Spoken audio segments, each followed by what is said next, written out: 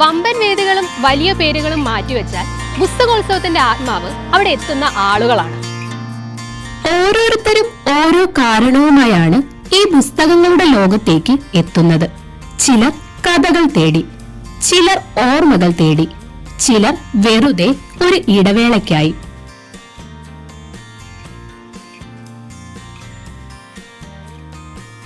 പഴയ തലമുറയിലെ ആളുകൾ നിരന്തരം വായന നടത്തിക്കൊണ്ടിരിക്കുന്ന തലമുറയായിരുന്നു. ഒരുപാട് സാഹിത്യകാരന്മാരുടെ പുസ്തകങ്ങളുടെ അവരുടെ നോവലുകൾ, കഥകൾ, യാത്രാവിവരണങ്ങൾ.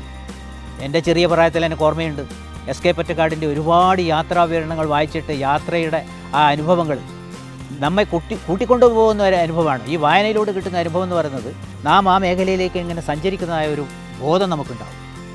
ആധുനിക സമ്പ്രദായങ്ങളിൽ അറിവുകൾ നേടുന്ന പല ടെക്നോളജി ഉണ്ടെങ്കിലും നമ്മുടെ ഈ പുസ്തക വായന എന്ന് പറയുന്നത് മരിക്കാത്തത് തന്നെയാണ്. അടുത്ത തലമുറയും മലയാളിയെ സംബന്ധിച്ചിടത്തോളം അടുത്ത തലമുറ ഈ വായനയെ കൂടുതൽ നെഞ്ചോട് ചേർക്കുമെന്നുള്ളത് ഒരു വസ്തുത തന്നെയാണ്. ഒരു പേജ് തുറക്കുമ്പോൾ അതൊരു പുസ്തകം മാത്രമല്ല, ഒരു പക്ഷേ ഒരു കാലഘട്ടം തന്നെയാവാം. കഥകൾ തേടിയെത്തിയ ചെറിയ കൈകൾ. ഇവിടെയാണ് വായനയുടെ നാളെ എന്നത് നിശബ്ദമായി രൂപപ്പെടുന്നത്. വാങ്ങണോ വേണ്ടേ എന്ന ആ ചെറിയ നിമിഷം, അവിടെയാണ് പുസ്തകവും വായനക്കാരനും ബന്ധപ്പെടുന്നത്.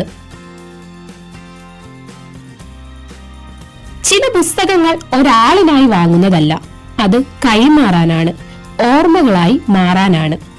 ഇതൊരു പുസ്തകോത്സവം മാത്രമല്ല, ഇത് ആളുകളുടെ ചെറിയ ചെറിയ കഥകളുടെ കൂട്ടമാണ്. ഓരോ പുസ്തകവും ഒരു മനുഷ്യനെ കൂടി കൂട്ടിക്കൊണ്ടു പോകുമ്പോൾ പുസ്തകങ്ങളുടെ ലോകം ഇനിയും ജീവിച്ചിരിക്കും.